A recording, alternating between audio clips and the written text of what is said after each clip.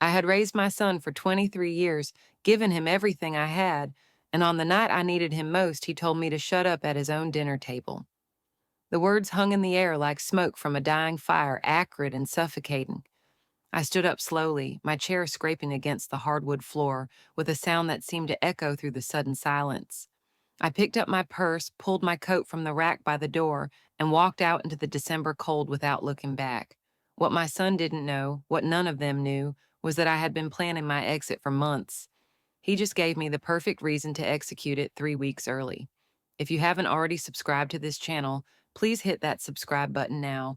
And to get the conversation going, please leave a comment and tell me where you're listening from. Thank you so much. Now, let's get back to the story. My name is Margaret, though for most of my adult life I've been called Mom, and that single identity consumed everything else I might have been. I'm 51 years old, and until that Christmas dinner, I had spent the last 2 decades building my entire existence around my son, my only child, the center of my universe, the reason I stayed in a loveless marriage for 15 years. The reason I worked 3 jobs to put him through college when his father left us with nothing but debt and broken promises. The reason I said yes when I wanted to say no, gave when I had nothing left to give, and smiled when I wanted to scream. That evening started like so many others in the past year. I drove 40 minutes through rush hour traffic to the small suburban house where my son lived with his girlfriend. The house I had co-signed for, the down payment I had provided from my retirement savings because he said they needed a home, a real home, to start their lives together. I told myself it was an investment in his future. I told myself a lot of things in those days. I arrived at 6:30, arms loaded with the dishes I'd spent all afternoon preparing. A green bean casserole made from my mother's recipe, the one that took 3 hours because everything had to be fresh, nothing from a can. Homemade dinner rolls that I'd started before dawn because the dough needed time to rise twice. A pecan pie, his favorite, that required the specific pecans from the farmer's market an hour away because they were sweeter, more buttery. I had spent nearly $200 on ingredients and 8 hours of my Saturday preparing food for a dinner I hadn't even been invited to. Let me clarify that. I had been invited, but in the way you invite someone out of obligation rather than desire. 3 days before, my son had called, not to chat, not to see how I was doing, but to inform me that his girlfriend's family would be joining them for an early holiday dinner, and I should probably come too. Should, probably, as if my presence was an afterthought, a checkbox on a list of things to manage. I should have heard it then, that casual dismissal in his voice, but I was too busy being grateful for the invitation, too busy planning what I would cook to impress his girlfriend's parents, too busy playing the role I had perfected over decades. The role of the devoted mother who asks for nothing and gives everything. The girlfriend, I'll call her Rachel, answered the door. She was 24, blonde, effortlessly beautiful. In that way young women are before life has had a chance to carve lines of worry and exhaustion into their faces. She looked at the dishes in my arms and her smile tightened almost imperceptibly. Oh, Margaret, you didn't have to bring anything. I told him to tell you we had everything covered. She hadn't told him any such thing, or if she had, he certainly hadn't told me. I forced my own smile, the one I'd practiced in mirrors, the one that never quite reached my eyes anymore. It's no trouble at all. I love cooking. Where should I put these? Rachel stepped aside, but her body language was stiff, territorial. This was her home, her dinner party, her stage. I was an unwelcome understudy showing up with better props. Inside, the house smelled like roasted chicken and store-bought dinner rolls warming in the oven. The dining table was set with the dishes I had given them as a housewarming gift, the good china I had inherited from my grandmother, the plates I had hand-carried on a bus from my hometown because they meant something, because they were a piece of family history I wanted to pass down. They were set for 8 people, my son, his girlfriend, her parents, her brother and his wife, and me. I was the odd number, the single guest in a room full of couples. My son appeared from the kitchen carrying a bottle of wine. He was tall, had his father's dark hair and my green eyes. 23 years old, and already developing the slight softness around his middle that came from office jobs and takeout dinners. He saw me, and his face did something complicated, a flicker of guilt chased quickly by annoyance. Hey, Mom, you made it. Of course I made it. I lifted the casserole dish slightly. Where should I put this? He glanced at Rachel, some silent communication passing between them that I wasn't meant to understand. Just, put it on the counter. We'll figure out where it fits. Where it fits. As if there wasn't room at the dinner he'd invited me to. As if the food I'd spent all day preparing was an inconvenience to be managed rather than a gift to be received. I took the dishes to the kitchen, carefully arranging them on the small counter space that wasn't already occupied by Rachel's meal preparations. Through the doorway, I could hear voices in the living room. Rachel's family had arrived while I was navigating the kitchen. Loud, confident voices that filled the space with easy laughter and comfortable familiarity. The sound of people who belonged. When I returned to the living room, Rachel was introducing me.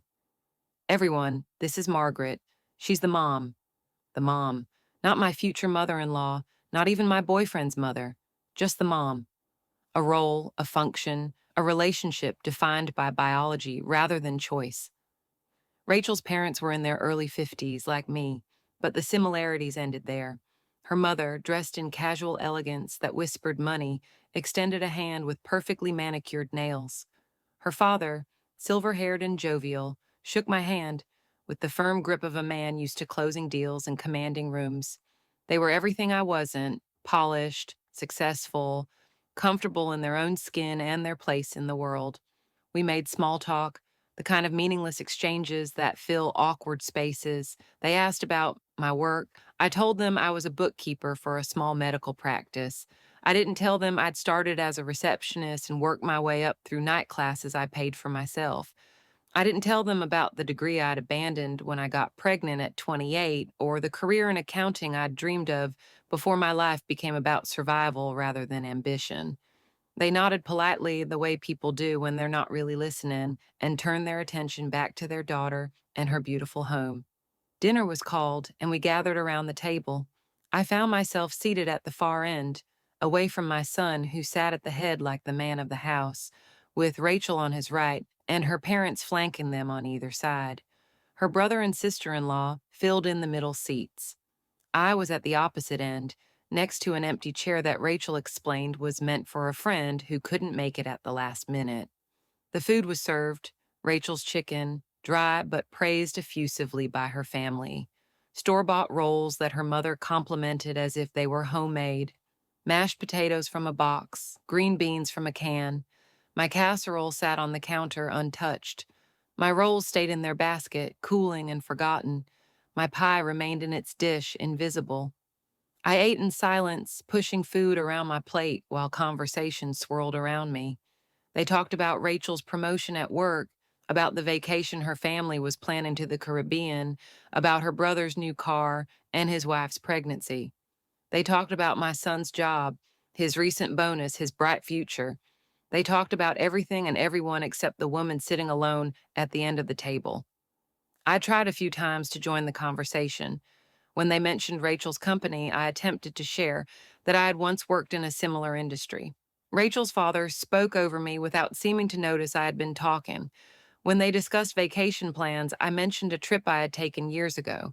Rachel's mother smiled vaguely and immediately redirected the conversation back to her own family's adventures. I was background noise, easily ignored. My son caught my eye once, and I thought I saw something like apology there. But he said, "Nothing." He didn't try to include me. He didn't redirect the conversation or draw attention to my presence. He sat at the head of his table in his house that I had helped him buy, eating off plates I had given him, and he let me disappear. The moment came during dessert. Rachel had made a chocolate cake from a box mix, iced with store-bought frosting. It was fine, perfectly adequate. Her family praised it like she'd created a masterpiece. I sat quietly, taking small bites, trying to make myself even smaller than I already felt. Rachel's father was telling a story about his own mother, a woman who apparently couldn't cook to save her life, and once served them a turkey so dry it could have been used as a doorstop. Everyone laughed, It was meant to be funny, a light-hearted family anecdote. But then Rachel turned to my son with a smile that didn't reach her eyes. Speaking of mothers who can't help but interfere in the kitchen, your mom brought enough food to feed an army. I thought I told you to tell her not to bring anything. The table went quiet for just a moment, that uncomfortable pause when someone has said something that toes the line between joke and insult. My son shifted in his seat. I felt heat rising in my face, that particular burning sensation of humiliation mixed with anger. I just wanted to contribute, I said quietly. I thought it would be nice to have some variety. Rachel's mother jumped in, her voice dripping with false sweetness. Oh, I'm sure it's all lovely, dear. It's just that Rachel had everything so well planned. You know how it is when you're hosting. Too many cooks and all that. I felt something crack inside my chest. Not break, not yet, but fracture. A hairline split in the foundation I'd built my entire identity on. I spent all day cooking, I said, and my voice was steadier than I expected. I made those dishes because I thought they would be appreciated, because I thought I was invited to a family dinner, not treated like an inconvenience. My son's face went red. Mom, don't, not now. Don't what? Don't speak? Don't mention that I'm being treated like an intruder in a house I helped you buy? Rachel's father cleared his throat uncomfortably. Her mother's face arranged itself into an expression of scandalized concern. My son stood up, his hands flat on the table. Mom, you're being ridiculous. No one is treating you like anything. You're making a scene. I'm making a scene. I felt the crack widen, felt something like relief flooding through the gap. I've been sitting here for 2 hours being ignored, and now I'm being mocked for trying to help, and I'm the one making a scene? You're being oversensitive, my son said, and his voice had taken on that particular tone men use when they want to make a woman feel crazy for having feelings. Rachel didn't mean anything by it. It was a joke. It wasn't a joke. I stood up, my chair scraping back. Or if it was, I'm the punchline.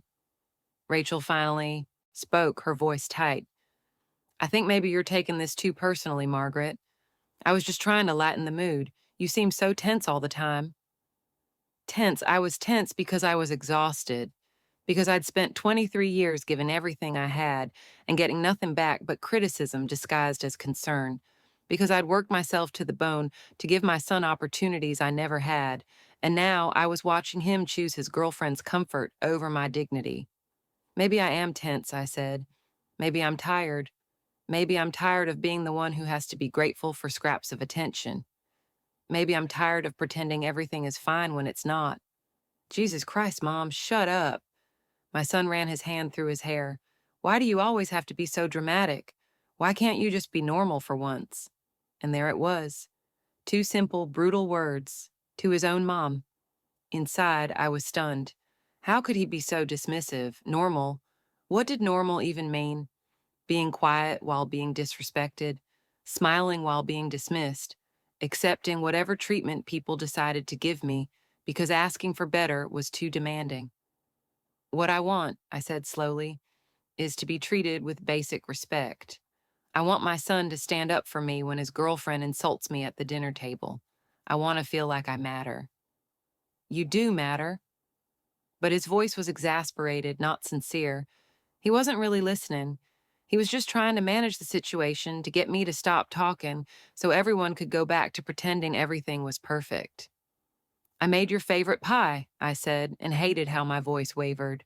Pecan, with the good pecans from the farmer's market. I drove an hour to get them because I know you like them better. It's sitting on the counter, untouched. Do I matter? It's just pie, Mom. It wasn't just pie. It was never just pie.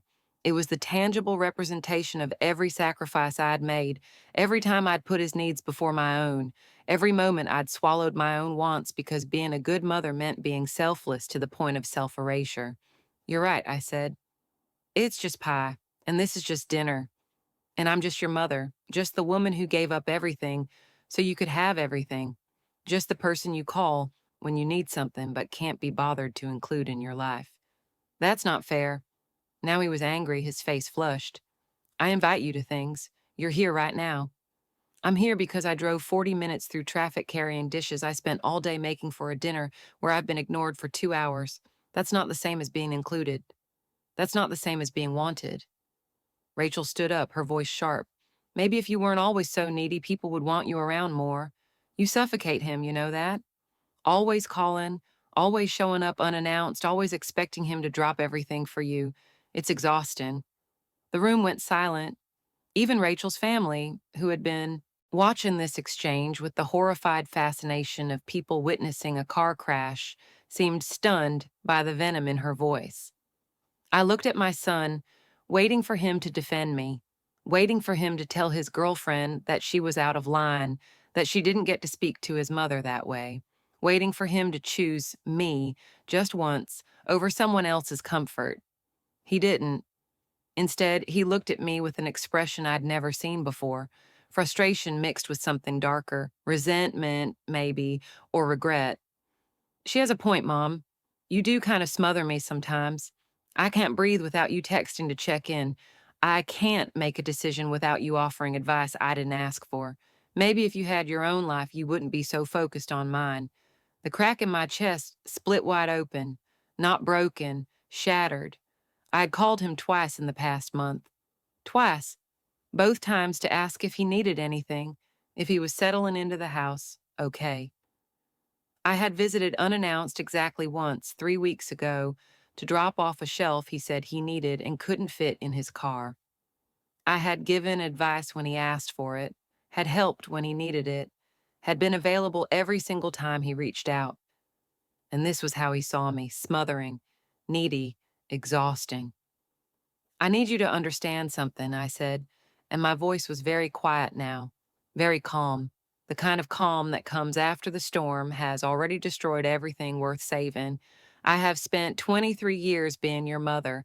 I have sacrificed relationships, career opportunities, my own happiness, my own dreams, because I believed that being a good mother meant putting you first always. I believed that if I loved you enough, if I gave you enough, if I made myself small enough to fit into whatever space you left for me, that would be enough, that you would love me back the same way. Mom, I do love you. No, you don't. Not really. You love what I do for you. You love that I co signed your mortgage and gave you money for the down payment. You love that I'm available when you need something, but you don't love me, you don't respect me, you don't even particularly like me, and I've been lying to myself about that for a long time. My son opened his mouth, but I raised my hand. I'm not done. I need to say this because I'll never have the courage to say it again. You just sat here and let your girlfriend insult me. You listened to her call me needy and suffocating, and instead of defending me, you agreed with her. You took her side over mine, and maybe she's right. Maybe I have been too involved, too available, too desperate for your attention. But that doesn't excuse the way I've been treated tonight. That doesn't make it okay. You're overreacting, my son said, but his voice was uncertain now. No, I'm finally reacting appropriately. I'm finally standing up for myself instead of accepting whatever crumbs of affection you decide to throw my way. And here's what's going to happen. I'm going to leave now. I'm going to walk out that door, and I'm not going to come back. Not to this house, not to these dinners where I'm tolerated but not welcomed. Not to this relationship where I give everything and receive nothing but criticism. What are you saying? For the first time, my son looked genuinely alarmed. I'm saying I'm done. I'm done being your backup plan. I'm done being the person you call when you need something but ignore otherwise. I'm done shrinking myself to fit into your life. I'm done. Rachel spoke up, her voice defensive. You can't just cut him off because you didn't like one dinner. That's manipulative. I turned to look at her, really look at her, for the first time that evening. She was so young, so confident in her place in the world. She had no idea what it cost to be a mother, what you gave up and kept giving up until there was nothing left but the role itself. This isn't about one dinner, I said. This is about a pattern. This is about reaching a point where I finally understand that I can't make someone love me the way I need to be loved just by loving them harder. This is about choosing myself for the first time in my adult life. I picked up my purse from where I'd set it by the door. I pulled my coat on slowly, deliberately. My hands were steady. My breathing was calm. I felt like I was watching myself from a distance, observing this moment that I knew would define everything that came after. Wait, my son said. and now he was following me to the door. Mom, wait, you can't just leave like this. We should talk about this. We should have talked about this months ago, years ago, maybe. But you didn't want to have that conversation, and I didn't want to force it because I was afraid of what I'd learn. Now I know, and there's nothing left to say. I do love you, Mom. I'm sorry if I haven't shown it the way you need, but you can't just walk away. I turned to face him one last time. He looked young suddenly, younger than his 23 years. He looked like the little boy who used to hold my hand crossing the street, who used to tell me I was the best mom in the world, who used to believe I could fix anything. But that little boy was gone, if he had ever really existed outside my imagination. Yes, I can walk away. And here's the thing you need to understand. I'm not doing this to punish you. I'm not trying to manipulate you or make you feel guilty. I'm doing this because I have to. Because if I don't walk away now, if I keep accepting this treatment, I'll disappear completely. There won't be anything left of me except the parts of myself I've given away to other people. That's not my fault, he said. And there it was again, the defensiveness, the refusal to take responsibility. No, it's not. It's mine. I made myself disappear. I prioritized your needs over my own until I didn't even know what my own needs were anymore. I taught you that my time, my energy, my money, my entire life was yours to use however you wanted, and you learned that lesson perfectly. But I'm the one who has to unlearn it now. I'm the one who has to figure out who I am when I'm not being your mother. I reached for the door handle, and my son grabbed my arm. Not hard, not violently, but desperately. Please don't do this, Mom. Please, I'll do better. I'll call more. I'll visit. I'll make more time. Just don't leave like this. I looked down at his hand on my arm and gently removed it. You'll call more and visit because you're afraid of losing your safety net. You'll do better because I'm forcing you to, not because you actually want to change. That's not good enough anymore. I need people in my life who choose me because they want me there, not because they're afraid of what happens if I leave. That's not fair. You're my mother. You're supposed to be there for me. And you're my son. You're supposed to love me. Really love me, not just tolerate me. We've both failed each other, but only one of us is willing to admit it. I opened the door and stepped out into the cold December night. The air bit at my face, sharp and clean. Behind me, I could hear my son calling my name, his voice echoing in the darkness. I didn't turn around. I walked to my car, got in, and drove away. The tears didn't come until I was halfway home. They poured down my face in hot streams, blurring my vision until I had to pull over into a shopping center parking lot. I sat there in my idling car, shaken with sobs that came from somewhere deep inside, somewhere I'd been keeping locked away for years. I cried for the relationship I'd thought I had with my son. I cried for the mother I'd tried so hard to be. I cried for all the years I'd spent believing that if I just loved him enough, sacrificed enough, gave enough, it would be enough. I cried because it hadn't been. I cried because I'd finally admitted it. But underneath the grief, there was something else. Something small and fragile, but unmistakably present. Relief. I felt lighter, as if I'd been carrying a weight I didn't even know was there until I set it down. I felt free in a way I hadn't since before my son was born, since before my entire identity became wrapped up in being someone's mother. I sat in that parking lot for almost an hour, letting the tears come until there were no more left. Then I dried my face, took a deep breath, and drove home to my small apartment. The apartment I'd moved into after my divorce 5 years ago, the one I'd kept deliberately small because I was always at my son's place anyway, always available, always ready to drop everything if he needed me. I walked in and looked around with new eyes. It was sparse, almost impersonal. A couch I'd bought at a thrift store, a television I rarely watched, a kitchen I barely used because I was always cooking at my son's house, a bedroom with a bed and a dresser and nothing else. There were no pictures on the walls, no plants, no books beyond a small shelf of paperbacks I'd collected and never read. This place wasn't a home. It was a waiting room, a space I occupied between the moments I spent being useful to other people. I took off my coat and hung it in the closet. I kicked off my shoes and left them by the door.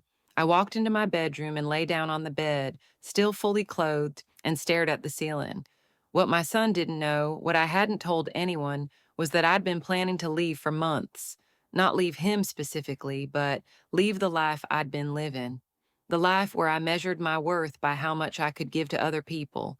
The life where I had no dreams of my own, no goals, beyond making sure my son was happy and successful.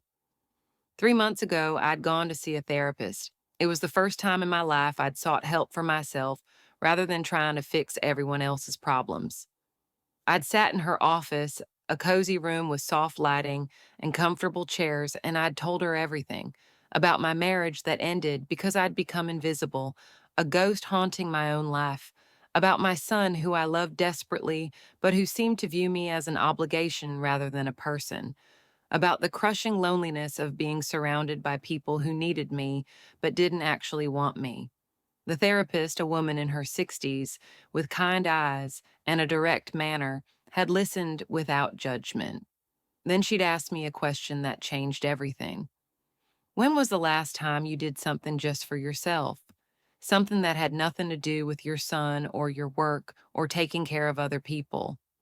I'd sat there for a full minute, searching my memory. I couldn't think of a single thing, not in the last year, not in the last 5 years, maybe not in the last decade. I can't remember, I'd finally admitted. That's a problem, she'd said gently, because you're not just a mother, you're not just an employee or a helper or a support system. You're a person with your own needs and wants and dreams. And if you don't start honoring that, you're going to wake up one day and realize you've disappeared completely. I'd left that session shaken, but not yet ready to change. It took another month of weekly appointments, another month of slowly, painfully examining my life and my choices before I was ready to admit the truth. I had made myself disappear. I had done it willingly, believing it was what good mothers did, and my son, through no real fault of his own, had learned to expect it. In one of our sessions, the therapist had given me homework. She told me to make a list of things I wanted to do, things that had nothing to do with anyone else, things just for me. I'd stared at the blank page for 3 days before I could write anything down. The emptiness of that page terrified me. What did I want?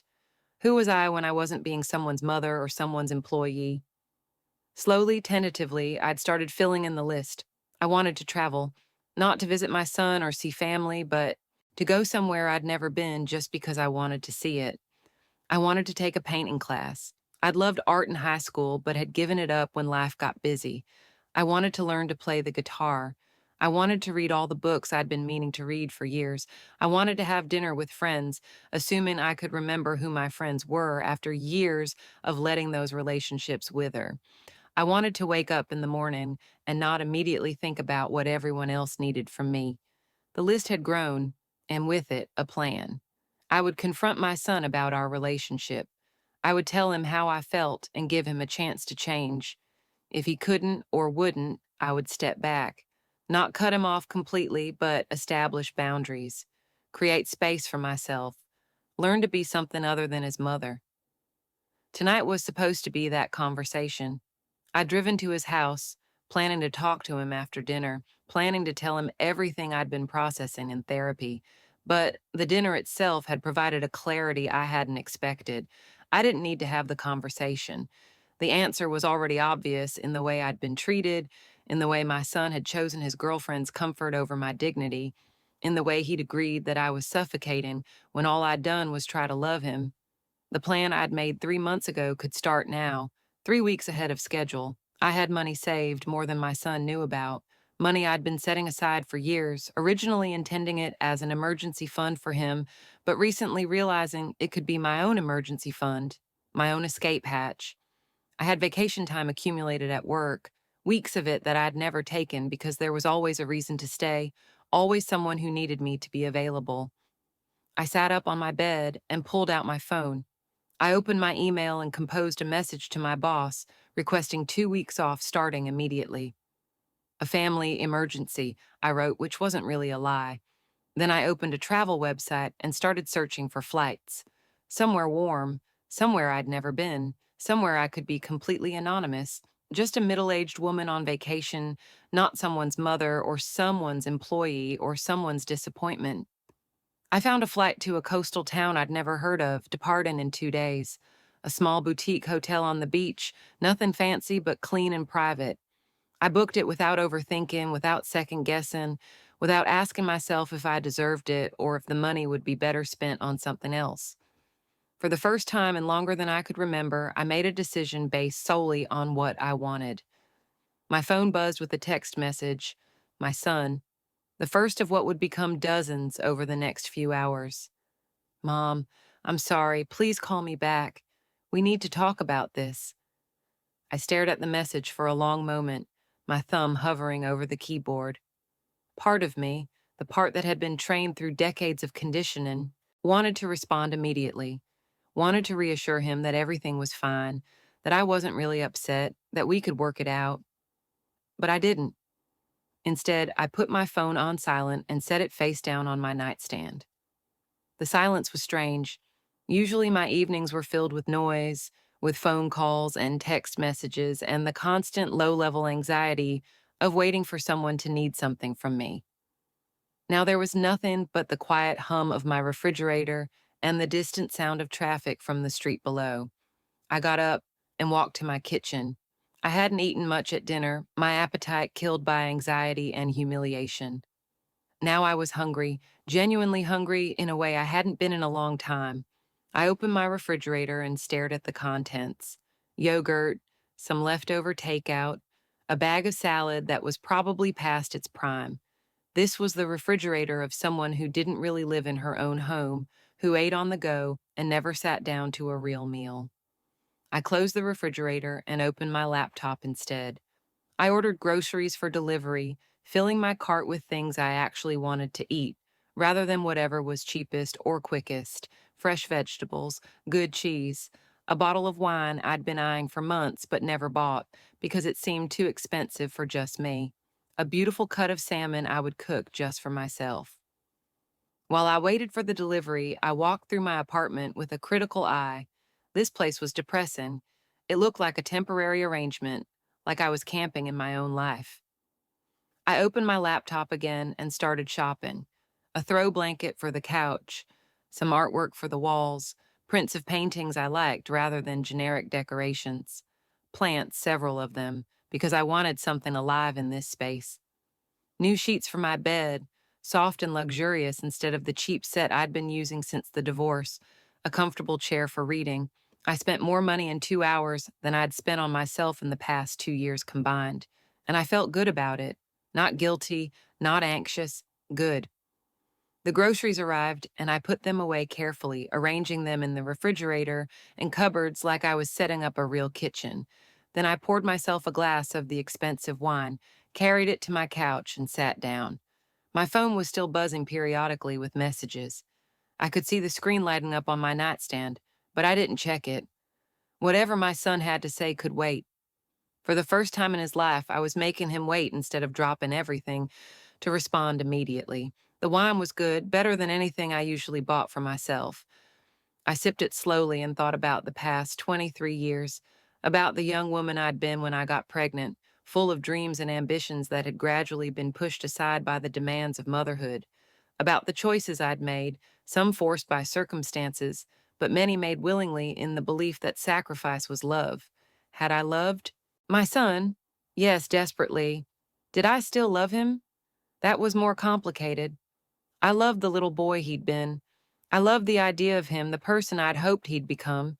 But did I love the actual man sitting at that dinner table, the one who'd let his girlfriend insult me and then agreed with her? I wasn't sure, and that uncertainty felt like both a betrayal and a liberation. The therapist had told me something in our last session that I hadn't fully understood until now. She'd said that loving someone doesn't mean accepting poor treatment from them, that boundaries aren't punishments, but protections, that I could love my son and still choose not to have him in my life if the relationship was harmful. But he's my son, I'd protested. You can't just stop being someone's mother. You're right, she'd agreed. You can't stop being his mother biologically, but you can stop centering your entire life around that relationship. You can step back and let him experience the natural consequences of taking you for granted. You can prioritize your own well-being instead of sacrificing it on the altar of motherhood. At the time, I'd nodded but hadn't really believed it was possible. How do you unlearn 23 years of conditioning? How do you stop being the person you've been for more than half your life? Now, sitting alone in my quiet apartment with my glass of good wine and my plans for a solo vacation, I was beginning to understand. You don't stop being a mother, but you stop making it your only identity. You start filling in the other parts of yourself that got carved away in the process of caring for someone else. I finished my wine and went to bed early, exhausted from the emotional whiplash of the evening. But I didn't sleep. I lay in the darkness thinking about everything that had led to this moment. Not just tonight's dinner, but years of small moments that had accumulated into a pattern I could no longer ignore. I thought about the time 2 years ago when I'd been hospitalized with pneumonia. I'd been sick for a week before finally admitting I needed to go to the emergency room. I'd called my son from the hospital and he'd promised to come visit. He never showed up. He texted later saying something had come up with work. I told him it was fine, that I understood. I'd lied.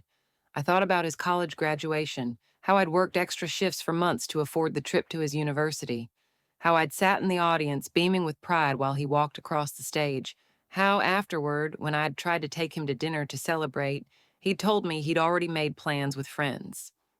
I could join them if I wanted, he said, but it would be mostly his friends from school, people I didn't know. I told him to go ahead without me. I'd driven 6 hours each way and spent a fortune I didn't have to sit alone in a hotel room on his graduation night. I thought about all the times I'd called and he'd been too busy to talk but had time to post on social media about his activities. All the times I'd texted asking how he was and gotten one-word responses. All the times I'd made plans only to have them canceled at the last minute because something better had come up. I thought about the money. The down payment on his house that he'd never acknowledged as a gift had instead treated as his due. The co-signing of his mortgage that put my own credit at risk. The furniture and household items I'd given him from my own apartment, things I'd bought and used and loved, passed along without a thank you. The constant small expenses, buying groceries when I visited, picking up checks at restaurants, slipping him money when he mentioned being short on cash. I'd told myself it was what parents did. I'd told myself he was young and still figuring out adult life. I told myself that eventually he'd mature and realize what I'd done for him and things would change. But things hadn't changed. They'd gotten worse. And I'd enabled it every step of the way by accepting it, by never setting boundaries, by always being available and never asking for anything in return. The truth was, I'd failed him as much as he'd failed me. I'd failed to teach him that relationships require reciprocity. I'd failed to model healthy boundaries and self-respect. I'd failed to show him that mothers are people with their own needs and feelings, not service providers whose only purpose is to meet the needs of their children. By trying to be the perfect selfless mother, I'd created a son who expected all women to be selfless for him. Rachel hadn't appeared out of nowhere. She was responding to the pattern my son had learned from watching how I allowed myself to be treated. He'd learned he could take without giving, demand without appreciating, criticize without being criticized in return. The weight of that realization was crushing. But it was also clarifying. I couldn't change the past. I couldn't undo the lessons I had inadvertently taught through years of self-sacrifice. But I could stop reinforcing them. I could stop being the always available, always accommodating, always disappearing mother. I could start being a whole person again. Sleep finally came in the early morning hours, and when I woke, it was almost noon. I'd slept through my alarm, something I never did. I lay in bed for a moment, disoriented, before remembering everything that had happened. The dinner, the confrontation, the decision, the vacation I'd booked. My phone was full of messages, texts from my son, increasingly frantic, a voicemail from Rachel, surprisingly apologetic, an email from my boss approving my time off. I read through the messages from my son first, watching the progression from defensive to angry to worried to pleading. You're being ridiculous and you know it. Fine, don't respond. Be dramatic. Mom, seriously, we should talk about this like adults. I'm starting to get worried. Can you at least let me know you're okay? Please call me back. I'm sorry. I really am sorry. The apologies felt hollow, motivated by fear rather than genuine remorse. He was sorry I'd left, sorry I was upset, But was he actually sorry for his behavior? I doubted it. In his mind, he probably still believed I was overreacting, being too sensitive, causing problems where none existed. I didn't respond to any of the messages. Instead, I got up, showered, and made myself a real breakfast: eggs and toast and fresh fruit from my grocery delivery. I sat at my small kitchen table and ate slowly, tasting every bite, present in the moment in a way I couldn't remember being in years. After breakfast, I called my parents. They were both still alive, living in the retirement community where they'd moved 5 years ago.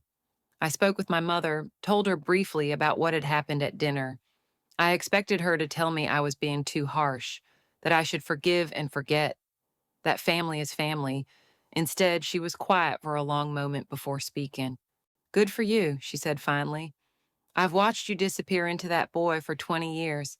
I kept hoping you'd find yourself again, but you just kept giving more and more. I'm glad you finally stood up for yourself." Her support surprised me and brought tears to my eyes. "I feel guilty," I admitted, "like I'm abandoning him." "You're not abandoning anyone," my mother said firmly. "You're setting boundaries. You're teaching him that actions have consequences. You're taking care of yourself. There's nothing to feel guilty about." We talked for almost an hour, the longest conversation I'd had with my mother in years. She told me about her own experience of early motherhood, how she'd struggled with losing herself in the role, how she'd eventually found her way back but wished she'd done it sooner. She told me she was proud of me. When was the last time someone had said they were proud of me? The next day, I went shopping for clothes for my trip. I stood in the store looking at swimsuits and sundresses and realized I had no idea what my style was anymore. For years, I'd dressed for functionality, for work, and for being a mom, never for myself. I tried on things I never would have considered before: bright colors, patterns, things that showed my figure instead of hiding it. I ended up buying more than I'd planned, walking out with bags full of clothes that felt like they belonged to someone else, someone confident, someone who took up space, someone who existed for herself. The flight was early morning. I packed the night before, carefully folding my new clothes into my suitcase. I'd never traveled alone before. Every vacation I'd taken as an adult had been with my son, or before the divorce, with my ex-husband. The idea of being completely on my own in an unfamiliar place was terrifying and exhilarating in equal measure. My phone was still receiving messages from my son, though less frequently now.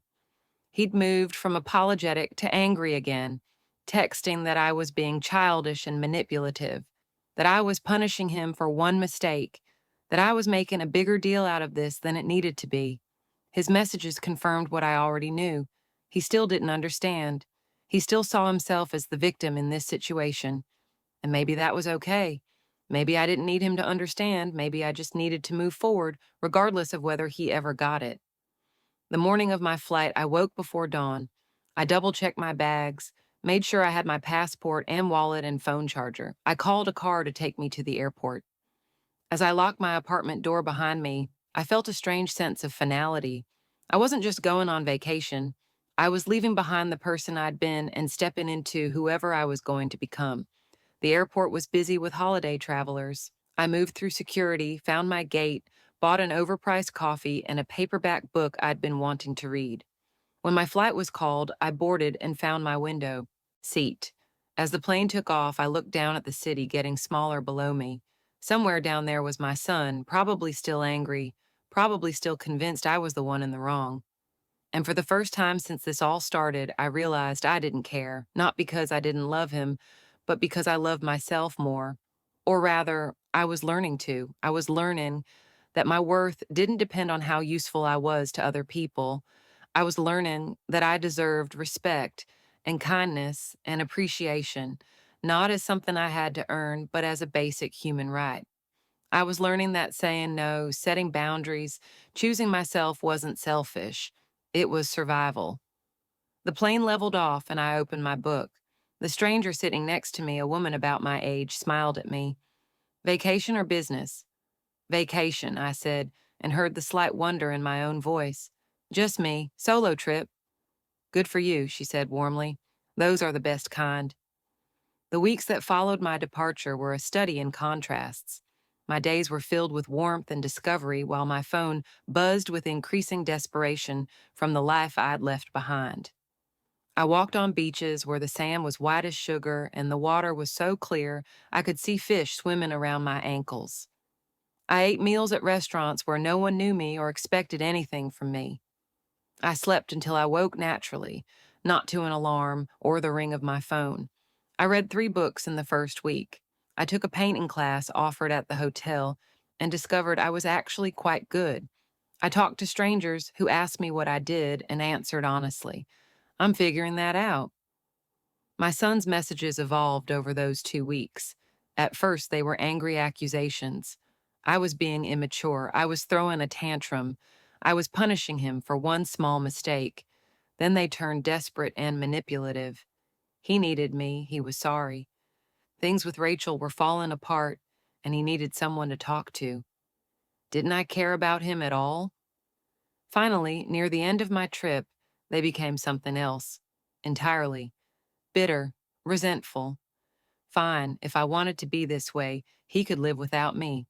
He had managed before I started hovering over his life, and he'd manage now. That last message should have hurt more than it did. Instead, I felt something like relief. The mask had finally come off completely. He wasn't sorry for how he'd treated me. He was sorry I'd stopped accepting it. He didn't miss me. He missed what I did for him.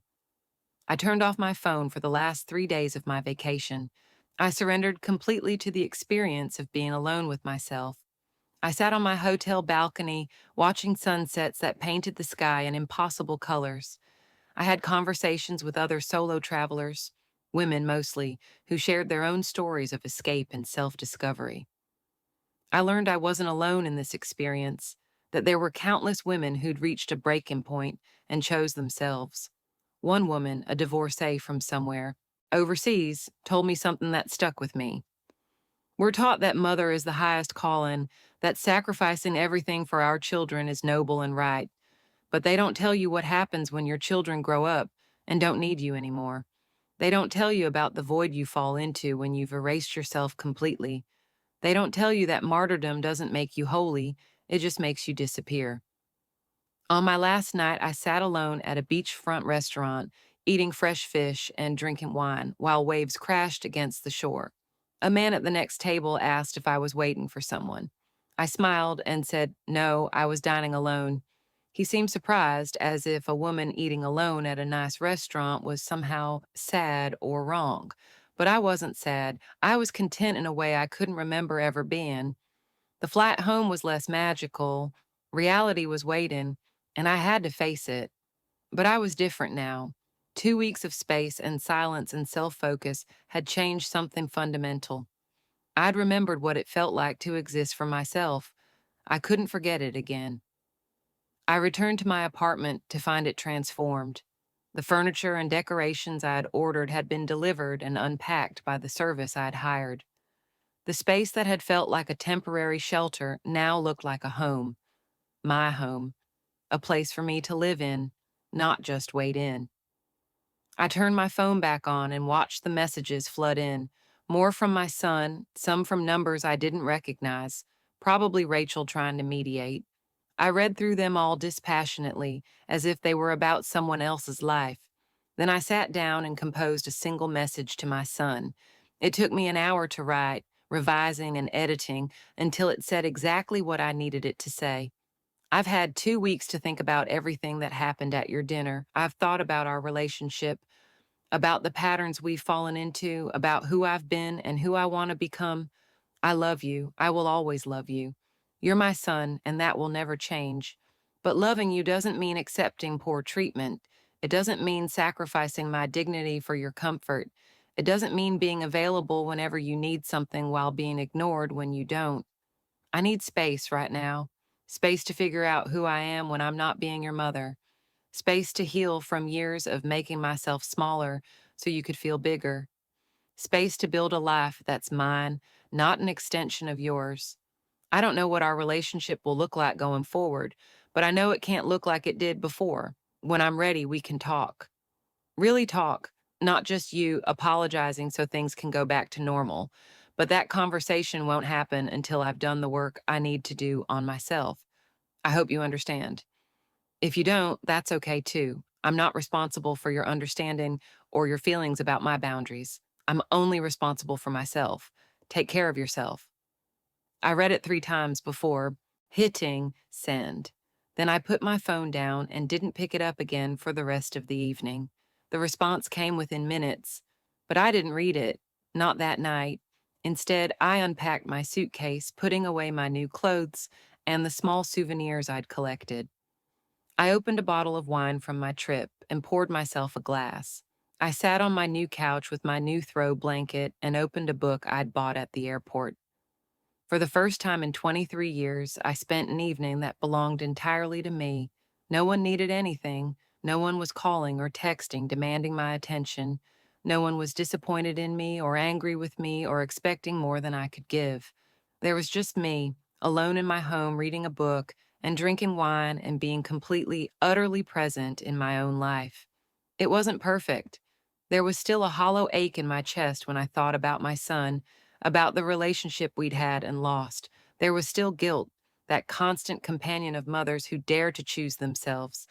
There was still fear about what came next, about whether I could actually build a life that was mine. But underneath all of that, there was something stronger: peace. Not the peace of resolution or happy endings, but the peace of finally stopping the endless cycle of giving and sacrificing and disappearing, stopping the performance of perfect selfless motherhood, stopping the belief that my worth was determined by how much I could give to others. I was 51 years old, and I was learning to live for the first time, not through someone else, not as an extension of someone else's life, just as myself. And that was enough. Did you like the story? Please leave a comment and tell me where you listened from. And if you haven't already subscribed to this channel, please hit that subscribe button now. Thank you so much. See you tomorrow for another emotional tale.